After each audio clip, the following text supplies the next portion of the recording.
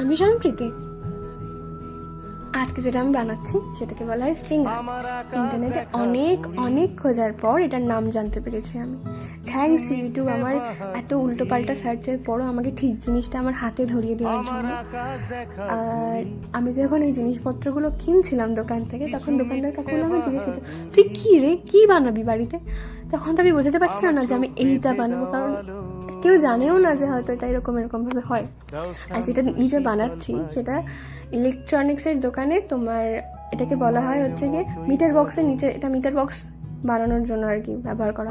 আমাকে তো কাকুটা জিজ্ঞাসা করেছিল যে এটা কি তোদের বাড়ি থেকে মিটার বক্স লাগাবে? আমি বলছি না না, এটা দিয়ে আলাদা একটা কাজ আছে। তো তখন তো বোঝাতে পারছিলাম না। তখন একটা কথা মনে পড়েছিল যে আগে এত জাজ করে ফেলো কেন, যে কি করব না করব, একটু ধৈর্য ধরো, একটু পেশেন্স নাও যে কি হতে পারে, তারপরে দেখো কি হয়। না, সবার আগে একটা জাজমেন্টাল ইস্যুস যে এটা কি এরকম হবে, এটা কি এরকম হবে, এত কেন কৌতূহল, একটু দাঁড়াও, একটু সবুর করো, কি ট্রাস্ট দ্য রেসিপি। যখন কুক মানে যে শেফ আছে তাকে একটু বিশ্বাস করো যে হ্যাঁ সে ভালোই বানাবে। এক্স্যাক্টলি। তো এটা আমার কাছে খুব প্রিয়। এটা থ্যাঙ্কস ফর ওয়াচিং।